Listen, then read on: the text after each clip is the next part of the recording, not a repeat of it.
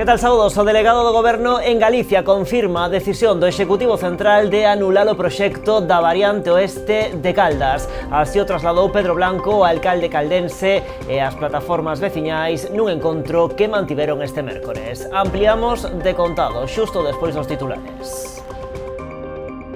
Investigan na Pobra a autoría dun roubo con forza nunha perruquería situada en pleno centro urbano. Os ladróns accederon ao interior do local rompendo o vidro dunha fiestra lateral. Levaron todos os cartos en metálico que atoparon. Pontevedra acollerá este sábado unha concentración contra a guerra en Oriente Medio. A convocatoria ten detrás a plataforma Parar la Guerra, que chama a cidadanía a mobilizarse para reclamar que cesen as hostilidades. Ademais, manteñen o foco posto na situación que se vive en Gaza.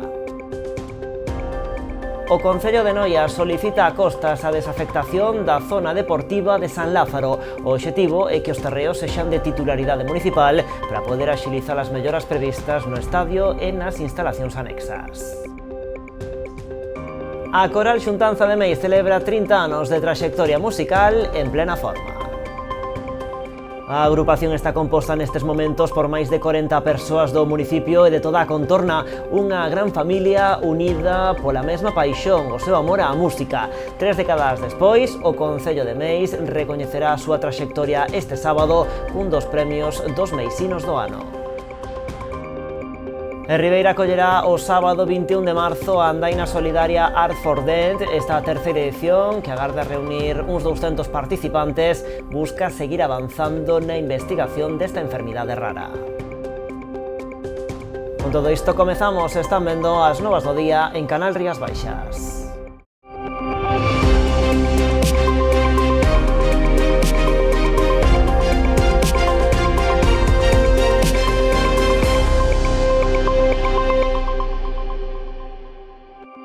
O delegado do Goberno en Galicia confirma a decisión do Executivo Central de anular o proxecto da variante oeste de Caldas. Así o trasladou Pedro Blanco, o alcalde caldense, e as plataformas veciñais nun encontro que mantiveron este mércores.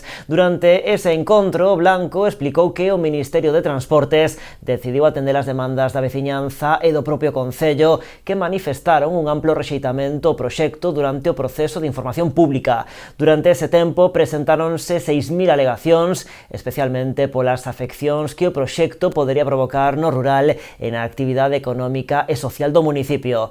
O delegado informou tamén de que, para completar o proceso administrativo, será necesario que o Concello de Caldas formalice o seu rexeitamento de infraestructura mediante un acordo plenario que terá que celebrarse en breve e que será trasladado posteriormente á Secretaría de Estado de Transportes. Blanco subliñou que esta decisión non supón renunciar a mellorar a mobilidade na comarca. Explicou que o Goberno seguirá traballando para buscar unha alternativa que permita desviar o tráfico da N640 do núcleo de Caldas, reducindo os problemas de circulación e seguridade viaria, pero evitando grandes afeccións territoriais. E outro anuncio importante e tamén moi agardado, a futura residencia da terceira idade de Ribeira, que finalmente se vai construir nunha parcela de titularidade municipal situada no lugar de Cruxeiras. Así o veñen de acordar o Concello e a Xunta, despois de que a Conselleira de Política Social e técnicos do seu departamento supervisaran os terreos para comprobar a súa idoneidade. Unha vez ratificado que reúnen todos os requisitos para a súa instalación, procederase á formalización do convenio para a cesión desa parcela á Administración galega por parte do Concello. Trátase duns terreos próximos ao Parque de San Roque, ben comunicados co núcleo urbano e con vistas ao mar. A intención da Xunta é iniciar xa a redacción das bases técnicas para licitar canto antes a redacción do proxecto. Viámolo en titulares, a Garda Civil e a Policía Local da Pobra investigan a autoría dun roubo con forza nunha perruquería da localidade situada en pleno centro urbano. Os ladróns accederon ao interior do local rompendo o vidro dunha fiestra lateral. Levaron todos os cartos que atoparon.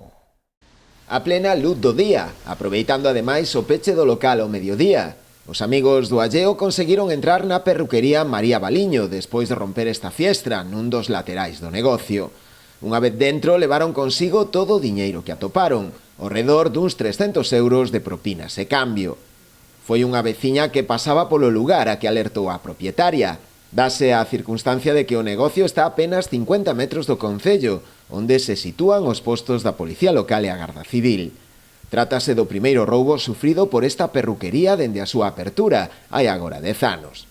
Aínda que preocupados porque esta situación vai a máis, dende o concello sinalan que se trata de algo puntual e que a vila é un lugar seguro. Os roubos van a ser sempre inevitables porque suceden continuamente en todos os lados, non? Pero sí que, ademais estamos falando, eu falo habitualmente ca Garda Civil, ca Policía, bueno, ca Policía por suposto, pero ca Garda Civil tamén, digamos que as estadísticas desde logo baixaron moito sobre roubos e vandalismo en xeral. Eliminalas, eso é imposible. O rexedor destacou tamén o bo traballo que desenvolve a diario a Policía Local e a Garda Civil. Unha labor que se verá ademais mellorada coa ampliación do posto do Instituto Armado na localidade, prevista para antes do verán. Primeiro, ca Policía, que está funcionando moi ben, e segundo, bueno, hai outros pasos que tamén demos unha preocupación que tiñamos esencial cando entramos aquí era precisamente esa seguridade. Emprendemos contactos tamén ca Garda Civil, ca delegación do goberno, e, bueno, despois de algúns trámites, entrevistas, citas que tivemos, bueno, pois conseguiuse que se abra aquí un posto da Garda Civil, que eso vai a supoñer un paso importantísimo na seguridade do Concello. Quero incidir aquí en que únicamente hai dous postos de nova creación este ano en toda España, os dous son en Galicia e un é aquí na Pobra do Caramiñal, non?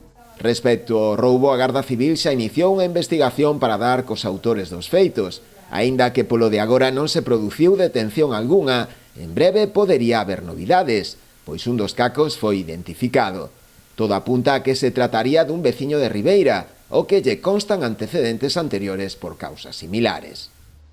E Pontevedra acollerá este sábado unha concentración contra a guerra en Oriente Medio. A convocatoria ten detrás a plataforma Parar la Guerra, que chama a cidadanía a mobilizarse para reclamar que cesen as hostilidades. Ademais, manteñen o foco na situación que se vive en Gaza, alertando da crise humanitaria que se vive nese territorio.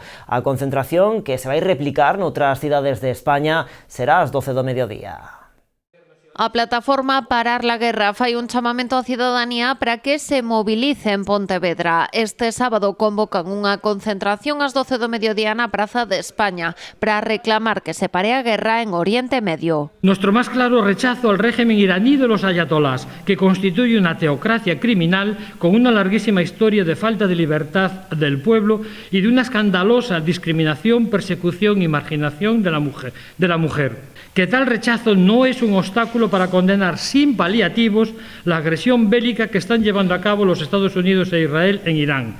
Queremos enfatizar que su cruel agresión no es solo irresponsable, sino tamén ilegal. Segundo os datos achegados pola plataforma, xa son máis de 1.600 as persoas falecidas neste conflito.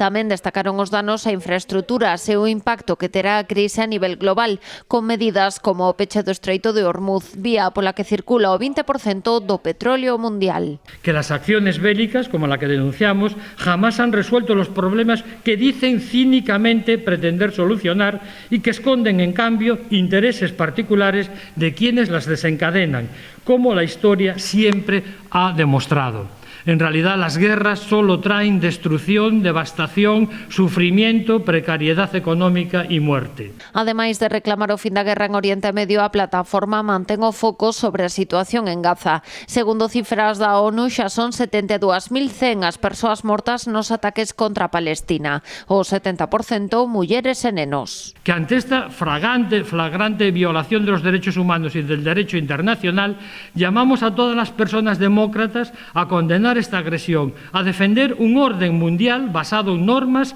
y a luchar por una paz justa y duradera en Oriente Medio que debe incluir el fin del genocidio en Gaza y el reconocimiento de los derechos del pueblo palestino de acuerdo con la legalidad internacional. A Pontevedresa é unha das convocatorias que se replicarán o sábado en cidades de todo o Estado, entre elas 23 galegas.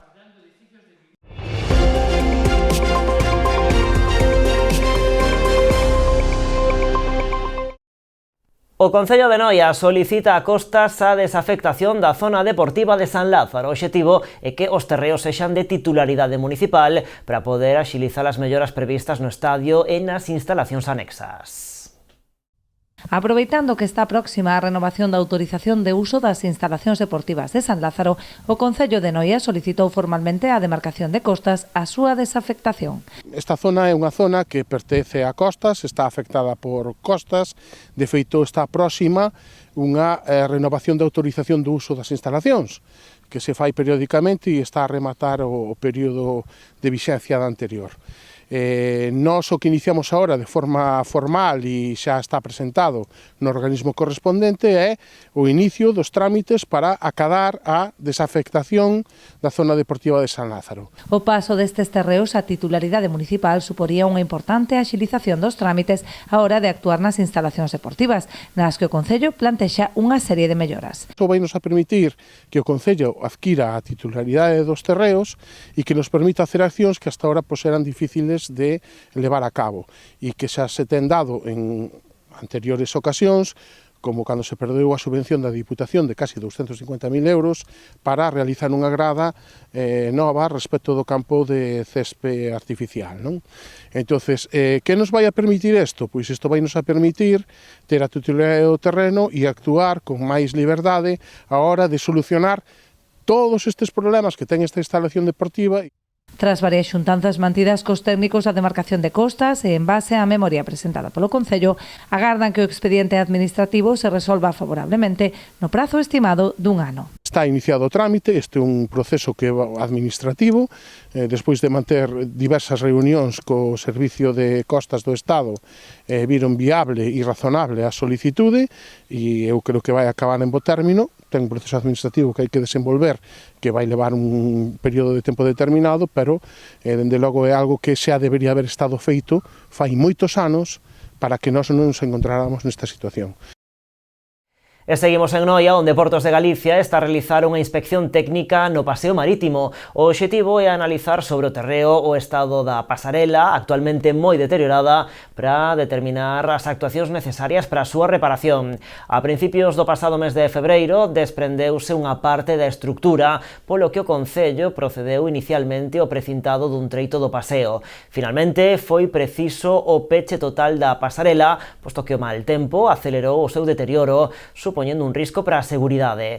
O alcalde de Noia trasladou a situación ao presidente de Portos de Galicia para que o organismo autonómico avalíe as actuacións a realizar en coordinación coa administración local.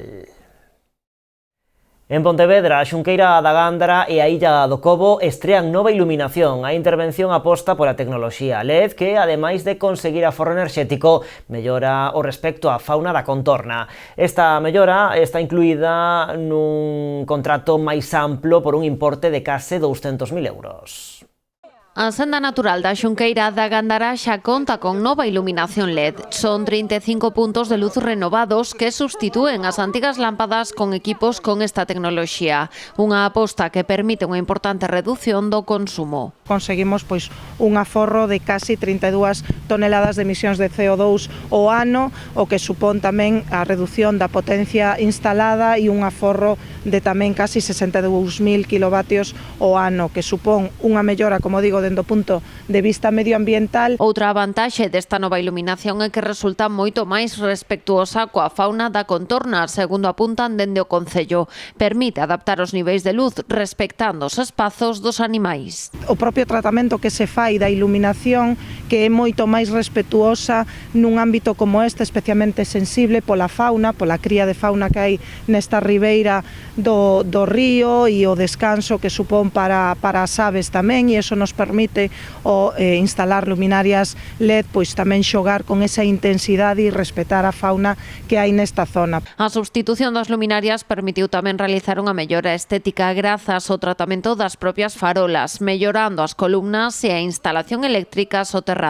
Que é consecuencia dunha obra pois moi demandada polos usuarios e usuarias que fan uso desta senda, tanto como para camiñar, pasear por esta zona, pero tamén para facer deporte, e que conseguimos con ela pois unha mellora sustancial da iluminación nesta zona que vai pois incluída dentro de toda esta estrategia que estamos levando a cabo dentro do Concello de Pontevedra de mellorar a iluminación. Esta actuación forma parte dun contrato máis amplo orzamentado en 200.000 euros. Incluiu tamén a mellora e substitución de outras 102 luminarias no Parque da Illa do Cobo, xunto coa dotación de novas liñas de servizo para a escola infantil e a iluminación específica de elementos escultóricos. A mellora da iluminación está financiada a través dos fondos europeos Next Generation, enmarcados no Plan de Sustentabilidade Turística en Destino do Concello de Pontevedra. E seguimos en Pontevedra, ali o Partido Popular alerta do colapso do aparcamento que consideran se está a producir na cidade. Segundo Rafa Domínguez, a falta de prazas é grave e reclama ao goberno municipal un plan urxente para incrementar a oferta de aparcadoiros públicos. Domínguez destacou a forte escalada de prezos que asegura se está a producir no mercado dos garaxes en Pontevedra como consecuencia da escaseza de prazas disponibles e as dificultades para aparcar en superficie. E apuntou que actualmente o alugueiro dunha praza no centro rolda xa os 100 euros ao mes. Pola súa banda, a compra pode superar os 40.000 euros en determinadas zonas da cidade. En canto ao prezo medio, o líder popular asegurou que supera os 22.500 euros por riba da media estatal. Dende o PP atribúen a esta situación á falta de planificación urbanística do Concello, recordando que Pontevedra funciona cun plan xeral de ordenación municipal de 1998. Ademais, comprometeuse a crear 1.500 prazas de aparcadoiro gratuitas na contorna da cidade, conectadas con transporte público de chegar á alcaldía. E a volta da publicidade, entre outros asuntos, celebramos ese 30 aniversario da Coral Xuntanza de Meis.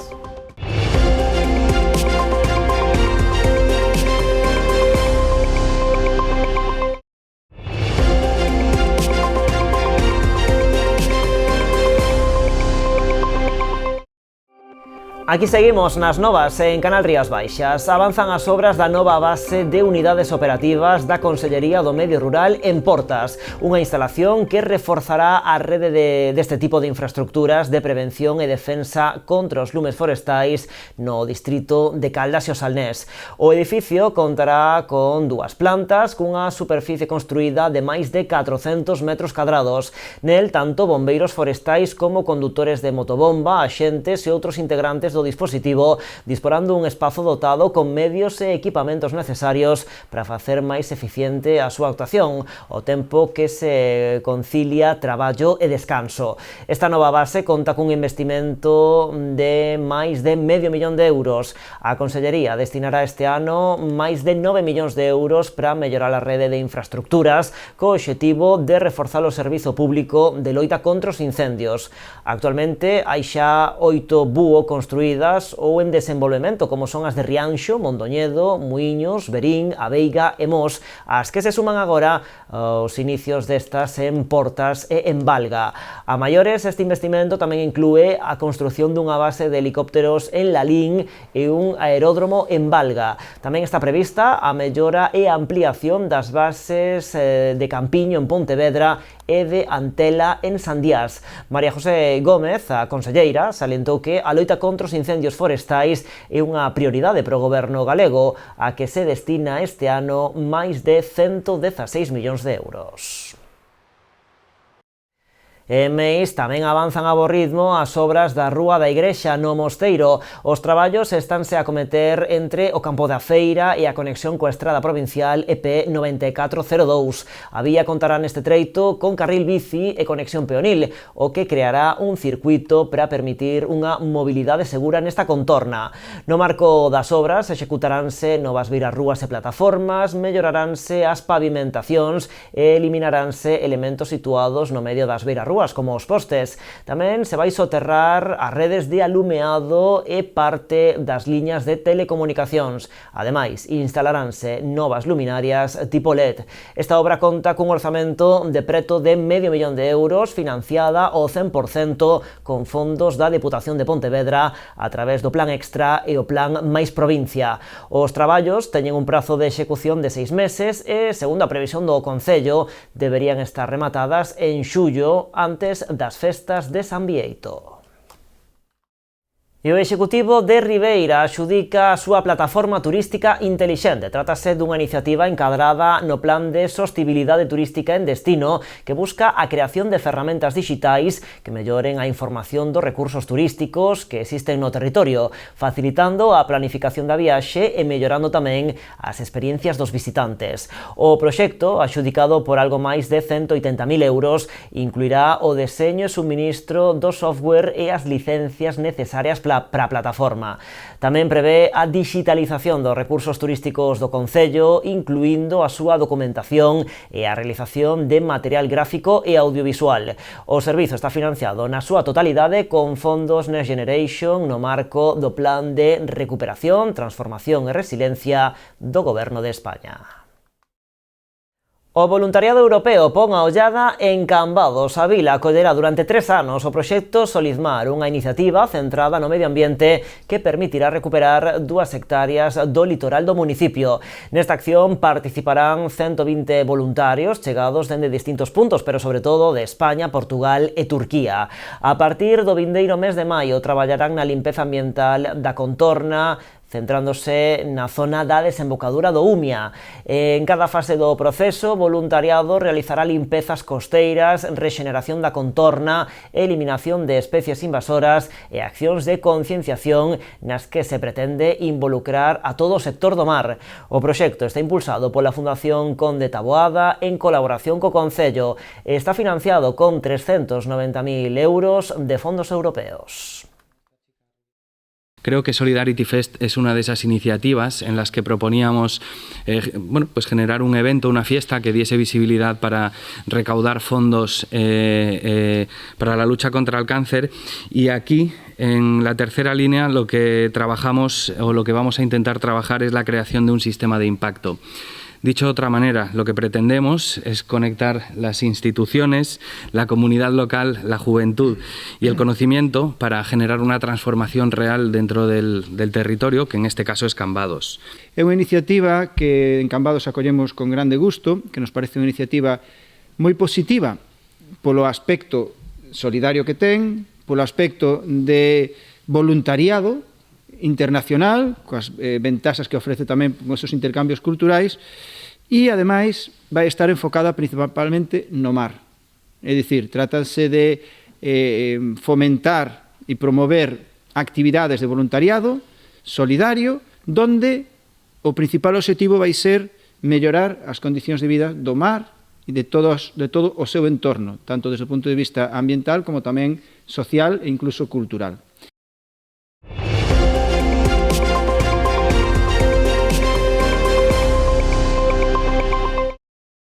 Boiro presentou este mércores a súa programación da Semana Santa. Mantense como en anos anteriores, con procesións o venres de Dores, o domingo de Ramos e o mércores, xoves e venres santo. A inauguración oficial da Semana Santa boirense terá lugar o 21 de marzo coa lectura do pregón a cargo de Carlos María López del Río.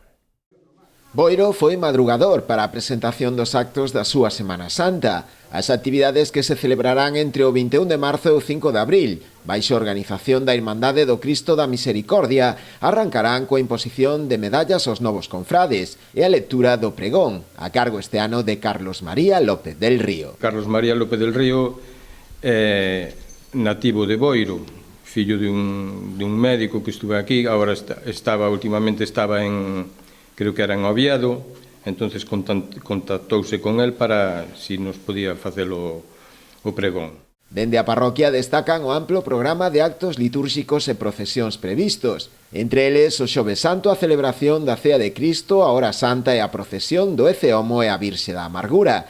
E o Venres Santo, a Paixón de Cristo e a procesión do Santo Enterro. Sin duda, pois, unha das celebracións máis importantes que pode ter tamén unha parroquia, xunto cas outras celebracións que temos durante o ano, o Corpus e as festas patronais, pero a Semana Santa pois viviremos e celebraremos xuntos, así vos invitamos tamén a todos os feligreses e a xente que queira acercarse tamén desde outros lugares para vivir a centralidade da nosa fe cristiana pois tamén estes días da Semana Santa. Por segundo ano sairá a procesión da Nosa Señora da Piedade, o Mércores Santo, tamén unha das principais novidades do cartel deste ano, xunto co cambio de percorrido, un pouco máis curto que o habitual. Para nós é un orgullo ter unha Semana Santa que se leva celebrando tantos anos, pero que cada ano pois vai collendo máis forza e creo que, bueno, pois a xente vai participando máis e para nós é unha semana moi importante porque, bueno, celebramos por un lado os actos religiosos, pero tamén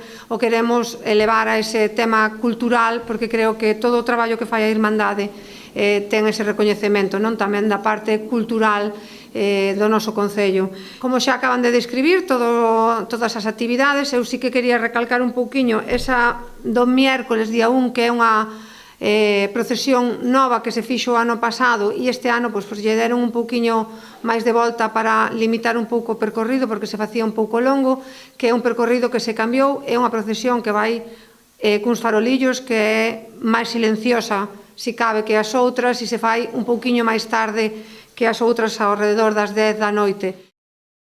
A Coral Xuntanza de Meis celebra 30 anos de traxectoria en plena forma. A agrupación está composta nestes momentos por máis de 40 persoas do municipio e de toda a contorna. Unha gran familia unida pola mesma paixón, o seu amor á música. Nestes 30 anos de vida son incontables xa as actuacións que levan ofrecido polo mundo, presumindo de levar o nome de Meis por toda a península e mesmo de ter feito as Américas. 3 décadas despois, o Concello de Meis recoñecerá a súa traxectoria este sábado cun dos premios dos meisinos do ano. Citámonos con parte da Coral Xuntanza de Meis no local onde ensaian. Dos 42 membros da formación, case 20 acuden á nosa chamada para contarnos como se viven 30 anos de traxectoria musical. Esta é unha coral que se fundou porque había o que era no ayuntamiento sete coros parroquiales. Entonces un día xuntámonos todos tratamos de facer unha coral. Sen tempo que perder, aproveitan a nosa visita para facer un pequeno ensaio. No ambiente, boa sintonía e moita complicidade, porque ante todo son unha gran familia. Aquí é como unha familia que estou encantada da vida. Eu veño os jueves, non me dá chegado jueves para vir. Estou super contenta, somos máis que unha familia. Somos amigos, pero somos como se fóramos unha familia, porque todos nos levamos moi ben, divertímonos todos e facémoslo de maravilla. Boa parte dos membros son de Meis, pero aquí as portas están abertas para todo o mundo. De Xuntanza forman parte veciños de Ribadumia, Meaño, Pontevedra ou Marín, por exemplo. Algúns deles levan dende que naceu a coral, outros foronse sumando aos poucos. A última fichaxe hai só un mes. Levo aquí, pois, un mes, máis ou menos. Recibironme de maravilla, con aplausos e todo. Aquí foi un encantador. Certo ou non? Ah, sí, ves. Asegúrannos que formar parte da coral engancha grazas á paixón que senten pola música. Pois a min cantar apórtame máis que comer. A min dimen agora, ou cantas ou comes. E canto. Paso sin comer todo o día. Me aporta alegría. Eu, se nacer ahora, sería artista. Non son artista porque non tuve ocasión, porque eu era unha nena así pequena e sempre cantei. Para min é como unha terapia. Vir aquí, a veces no inverno, é verdad que costa moito, porque salir da casa de noite e tal, pero ao final, cando ves bueno, aquí pasámoslo genial. A Coral Xuntanza presuma ademais de levar o nome de Meis por todo o mundo, coa lembranza aínda da gran viaxe que fixeran no 94 para cantar na Argentina. Por España e Portugal xa perderon a conta das actuacións que fixeron. A última fora de Galicia foi o ano pasado en Lanzarote. A seguinte, dentro de uns meses, tamén as Canarias. O ano pasado fomos a Lanzarote, ao Centro Galego de Lanzarote, despois fomos a Asturias cantar. Este ano temos para maio ir ao Centro Galego de Gran Canaria. Pois estuvemos en Oporto, estuvemos cantando a misa dos españoles en Fátima. Pero antes desa viaxe teñen este sábado unha cita moi importante. Coincidindo co seu 30 aniversario, o Concello homenaxeará a Coral cun dos galardóns da sexta edición dos Meisinos do ano. Creo que merecíamos un reconocimiento, e super agradecidos, super contentos de que chega o sábado e que nos faga entrega dese merecido reconocimiento. Unha alegría moi grande por nós, por os coralistas e pola directora, que a directora sin nós non é nada, pero nós sin ela tampouco. E aproveitan este momento para facer un chamamento a novas voces que se incorporen á Coral. Convidan a todo o mundo a chegarse e probar, porque, segundo aseguran, unha vez que probas xa non queres marchar. E Ribeira acollerá o sábado 21 de marzo a andaina solidaria Art for Dead. Esta terceira edición, que agarda reunir 200 participantes, farase en horario matutino con saída ás 6:30 da tarde dende a Praza de España e chegado ao miradoiro da Pedra da Rá, coincidindo co Solpor. Un ano máis, os ribeirenses aportarán o seu gran area para seguir avanzando na investigación da enfermidade de Dent, unha doenza rara que provoca insuficiencia renal grave e da que só se coñecen uns 10 casos en toda Galicia e menos de medio cento a nivel estatal. Esta enfermedade, a enfermedade de Dent, é unha enfermedade moi rara que afecta a moi pocas persoas. Aquí en Galicia somos 4 familias as que estamos en la asociación, estamos hablando de unos 10 casos. Es una enfermedad que es una mutación en el cromosoma X que afecta gravemente a la función renal y que no tiene cura. A andaina para recaudar fondos terá lugar o sábado 21 con saída ás 6:30 da tarde dende a Praza de España e chegada ao emblemático miradoiro da Pedra da Rá. Este ano decidimos, tanto Fernando propuxo ao Concello de facer a andaina e ao Solpor, como é un raio de luz, pois intentar buscar chegar aquí a este emblemático miradoiro da Pedra da Rana que temos aquí na nosa cidade e intentar cadrar o máis posible pois cunha posta de sol e esperemos que o tempo nos acompañe. Os interesados en participar poden realizar as súas inscricións na web de Galitiming. O prezo é de 5 euros para adultos e 3 para nenos menores de 12 anos. Coa inscrición entregarase unha gorra como agasallo ata esgotar existencias. Ademais da andaina, este ano a asociación organizará unha charla divulgativa sobre a enfermidade a cargo de 2 especialistas que terá lugar o venres no Auditorio Municipal. Unha novedad que nos hace mucha ilusión, tenemos una charla divulgativa en el Auditorio de Ribeira este viernes a nivel escolar, donde van a venir 2 investigadores del Laboratorio Genético de Enfermedades Renales que están al pie del cañón con la investigación de la enfermedad.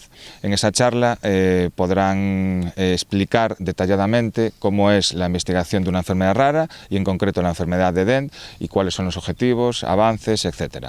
Es, digamos, el rayo de luz a nivel científico que necesita este tipo de enfermedades tan minoritarias. E así rematamos, pero continuamos en canalriasbaixas.com e tamén nas nosas redes sociais. Como sempre, graciñas por estaren aí.